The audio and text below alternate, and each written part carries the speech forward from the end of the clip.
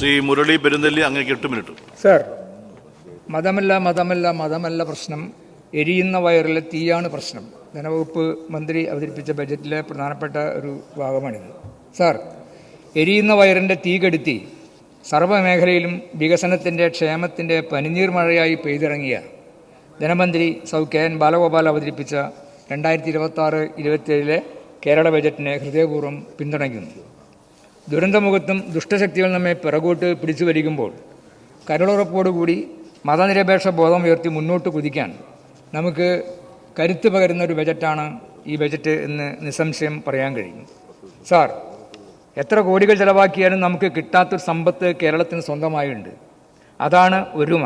ധനമന്ത്രിയുടെ ഈ വാക്കുകളാണ് വികസിത കേരളത്തിൻ്റെ ഗ്യാരണ്ടി എന്ന് നമുക്ക് പറയാൻ കഴിയും. സാർ, നമ്മുടെ പ്രതിപക്ഷ നേതാവിന് ഇത് എന്ത് പറ്റി എന്ന് ഞാൻ ചിന്തിക്കുകയാണ്. മനോനില തകിടം മറിഞ്ഞോ എന്ന് ആരെങ്കിലും സംശയിച്ചാൽ ആ സംശയിക്കുന്നവരെ ഒരു കാരണവശാലും നമുക്ക് കുറ്റം പറയാൻ കഴിയില്ല. എന്താണ് LOPയുടെ വാക്കുകൾ? ഖജനാവിൽ പൂച്ച പെറ്റ് കിടക്കുന്നു. തിരഞ്ഞെടുപ്പ് ലക്ഷ്യമിട്ടുള്ള ബജറ്റാണ്. കഴിഞ്ഞ 10 വർഷവും പരാജയമാണ് ഈ കേരളം. എല്ലാം ഞങ്ങളുടെ തലയിലിടുന്നു. UDF പുതിയ ബജറ്റ് അവതരിപ്പിക്കും. അപ്പോൾ അടുത്ത ബജറ്റ് അവതരിപ്പിക്കാൻ പോകുന്നത് തങ്ങളാണ് എന്നുള്ള ആ അഹന്തയോട് കൂടിയുള്ള ആ നിലപാടാണ് അദ്ദേഹത്തിൻ്റെ ഭാഗത്ത് നിന്ന് കാണാൻ കഴിയുന്നത്. എത്ര സുന്ദരമായ സ്വപ്നമാണ്! ഒരു നടക്കണ കാര്യമാണോ നമ്മുടെ മാഷ്? നടക്കണ ഒരു കാര്യമല്ല.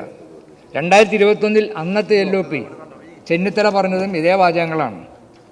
ഇതൊക്കെ തന്നെയാണ് അന്നും പറഞ്ഞത്. ഇതുവരെ നടന്നോ? അന്ന് ചെന്നിത്തല പറഞ്ഞത് ഇന്നത്തെ പ്രതിപക്ഷ നേതാവ് ഒപ്പം ഇരിക്കുമ്പോൾ തന്നെയാണല്ലോ അതും പറഞ്ഞത്. 2021 ബജറ്റിന് ശേഷം ചെന്നിത്തലയുടെ ശാപവചനങ്ങൾ നമ്മളൊക്കെ കേട്ടതാണ്. ബജറ്റ് പൊള്ളയാണ്. 2021 ബജറ്റ്. UDF പുതിയ ബജറ്റ് അവതരിപ്പിക്കും. അന്നും ചെന്നിത്തല പറഞ്ഞൊരു കാര്യമാണ്. ആ വചനഘോഷത്തിൽ മതിമറന്ന് കൈയടിച്ച ആളാണ് ആര്? VD സതീശൻ. ആ VD സതീശനാണ് അതേ വാചകങ്ങൾ കടമെടുത്തുകൊണ്ട് ഇന്ന് സർക്കാരിനെതിരെ ശാപവചനം ചൊരിയുന്നത് എന്നുള്ളത് നമുക്ക് കാണാൻ കഴിയും. തിരഞ്ഞെടുപ്പിൽ UDFൻ്റെ സീറ്റ് ഈ 2021 എത്തിയപ്പോൾ നമ്മൾ കണ്ടത് എന്താണ്? ചെന്നിത്തല കണ്ട സ്വപ്നം. അന്ന് UDFൻ്റെ സീറ്റ് 47 ഉണ്ടായിരുന്നത് 2021 എടുപ്പ് കഴിഞ്ഞപ്പോൾ 41 കുറഞ്ഞു. അല്ലെ, ഒരു ബജറ്റ് അവതരിപ്പിക്കാനും കഴിയാത്ത അവസ്ഥയിലേക്ക് കാര്യങ്ങൾ വന്നുപെട്ടു. എന്നാൽ LDFൻ്റെ സീറ്റോ 91 നിന്ന് 99 കുതിക്കുന്ന കാഴ്ചയാണ് നമ്മൾ 2021 കണ്ടത്. കാരണം ആ 5 വർഷത്തെ ഇടതുപക്ഷ ഗവൺമെൻറ്റിൻ്റെ നേട്ടങ്ങൾ ജനങ്ങൾ നന്നായി കാണുകയുണ്ടായി. 2026 UDFനെ നിലം പരിശാക്കി LDFൻ്റെ ജൈത്രയാത്ര തുടരുമെന്ന കാര്യം തർക്കം രഹിതമായിട്ടുള്ള ഒരു കാര്യമാണ്. സാർ, പുതിയ യുഗത്തിലാണ് നമ്മളെന്ന് ഓർക്കുന്നത് നല്ലതാണ്. നമ്മൾ ഒരു പുതിയ യുഗത്തിലാണ്. 2016 മുമ്പുള്ള ഇരുണ്ട യുഗത്തെ അറബിക്കടലിൽ താഴ്ത്തി ചുവന്ന സൂര്യൻ്റെ പൊൻപ്രഭയിലാണ് ഇന്ന് കേരളം മുന്നോട്ട് പോയിക്കൊണ്ടിരിക്കുന്നത്. ഈ പൊൻപ്രഭയിൽ പുതിയുഗ യാത്ര നടത്തുന്നത് തകർന്ന മനോനില വീണ്ടെടുക്കാൻ UDFന് വളരെയേറെ സഹായകരമാകും. യാത്രയുടെ പേര് തന്നെ പുതിയുഗ യാത്രയാണ്. ഇത് പുതിയ യുഗമാണ്, അത് ഒരു തർക്കമില്ലാത്ത കാര്യമാണ്. അപ്പോൾ മനോനില വീണ്ടെടുത്ത് കണ്ണു തുറക്കുമ്പോൾ കേരളത്തിൻ്റെ LDFൻ്റെ തുടർച്ചയായ ഭരണത്തിൻ്റെ പെരുമ്പറ മുഴക്കം നമുക്ക് കേൾക്കാൻ കഴിയും. അതുകൊണ്ട് ഞെട്ടിപ്പോകും കേരളത്തിലെ UDF എന്നുള്ളത് നമുക്ക് കാണാൻ കഴിയുന്നതാണ്. സർ, മരണത്തിലേക്കുള്ള യാത്രയിൽ ഊർജ്ജശ്വാസം ഭരിക്കുന്ന ഗൃഹനാഥൻ്റെ സമീപത്തിരുന്ന് ഭാര്യ പറയുന്ന വാക്കുകളുണ്ട്. നമ്മുടെ മൂത്ത മകൾ പുര നിറഞ്ഞു നിൽക്കുകയാണ്, അവൾ ഒരുത്തൻ്റെ കയ്യിൽ നിന്ന് ഏൽപ്പിച്ചിട്ട് മരിച്ചാൽ മതിയായിരുന്നു എന്നുള്ളതാണ്. ഈ പുതിയുഗ യാത്ര തുടങ്ങുന്നതിന് മുമ്പ് എന്താണ് ഇപ്പോൾ UDF ഇന്നലെ സഭ ബഹിഷ്കരിക്കാൻ കാരണം? അവർ സീറ്റ് വിഭജന ചർച്ച നടത്തുകയാണ്. ആരാ വന്നിരിക്കുന്നത്? ദീപാദാസ് മുൻഷി വന്ന് നടത്തുകയാണ്. ഇന്നലെ തന്നെ എത്തി സ്ഥാനാർത്ഥി നിർണയ ചർച്ച തുടങ്ങി. അപ്പോൾ പുതിയുഗ യാത്രയ്ക്ക് മുമ്പ് സ്ഥാനാർത്ഥികളെ തന്നെ പ്രഖ്യാപിച്ച് മുന്നോട്ട് പോകാനുള്ള VD സതീശൻ്റെ ആ തത്രപ്പാടിലാണ് ഇന്നലെ സഭ സംഭിപ്പിച്ചത്. ഇന്ന് അവരുടെ സ്ക്രീനിങ് കമ്മിറ്റി ചേരുകയാണ്. അതിനു വേണ്ടിയാണ് ഈ പരിപാടി നടത്തുന്നത്. കാരണം എന്താ? ഇതൊന്നും ഇല്ലാതെ യാത്ര തുടങ്ങിയാൽ ചെല്ലുന്നിടത്തെല്ലാം എന്താവും? തല്ലാവും.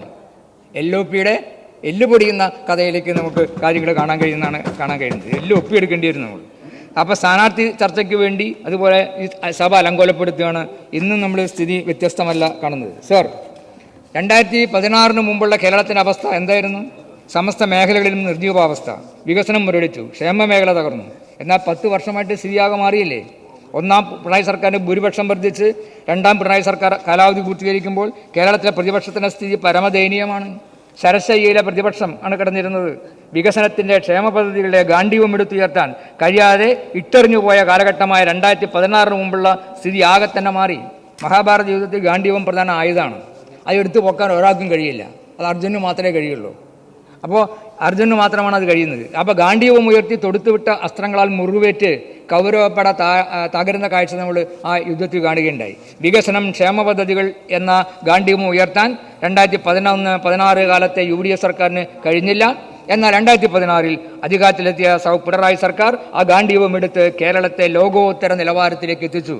ധനകാര്യമന്ത്രി KN ബാലഗോപാൽ അവതരിപ്പിച്ച ബജറ്റിലൂടെ പുറത്തു വന്ന ജനപ്രിയ പദ്ധതികളുടെ കൂരമ്പേറ്റ് പ്രതിപക്ഷത്തിൻ്റെ നടുവൊടിഞ്ഞിരിക്കുകയാണ്. ഉയർത്തി എഴുന്നേക്കാൻ കഴിയില്ല. നടു നിവർന്നു നിൽക്കുന്ന ഈ ഗവൺമെൻറ്റിനെ വിമർശിക്കാൻ പോലും കഴിയാത്ത അവസ്ഥയിലാണ് അവർ ഈ ബഹളമൊക്കെ വെക്കുന്നത് നമുക്ക് കാണാൻ കഴിയും. അപ്പോൾ നടുനിവർത്തി സർക്കാരിനെ എതിരെ സഭയിൽ വാക്കുപോലും പറയാൻ കഴിയാത്ത അവസ്ഥയാണ്. അതുകൊണ്ടാണ് അക്രമത്തിൻ്റെ ഭാഷ ഇവരെടുത്ത് പ്രയോഗിക്കുന്നത്. ബഹുമാനപ്പെട്ട സ്പീക്കർക്ക് നേരെയും അക്രമം നടത്തുകയാണ് സാർ ഇവർ. എന്തിനു വേണ്ടി? ജനങ്ങൾക്ക് വേണ്ടിയാണ്.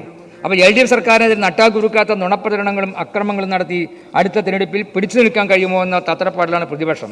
സകല വർഗീയ പിന്തിരിപ്പ് ശക്തികളെയും മാധ്യമങ്ങളെയും ഇവർ കൂട്ടുപിടിക്കുകയാണ്. മാധ്യമങ്ങൾ സ്വയം അവകാശപ്പെടുന്നത് ഞങ്ങൾ നിഷ്പക്ഷ മാധ്യമങ്ങൾ എന്നാണ്. എന്നാൽ ഈ ബജറ്റ് അവതരിപ്പിച്ച ദിവസം ഒരു മാധ്യമത്തിൻ്റെ നിഷ്പക്ഷ മുഖംമൂടി അഴിഞ്ഞുകൂടും നമ്മൾ കണ്ടു. എന്താ കണ്ടത്?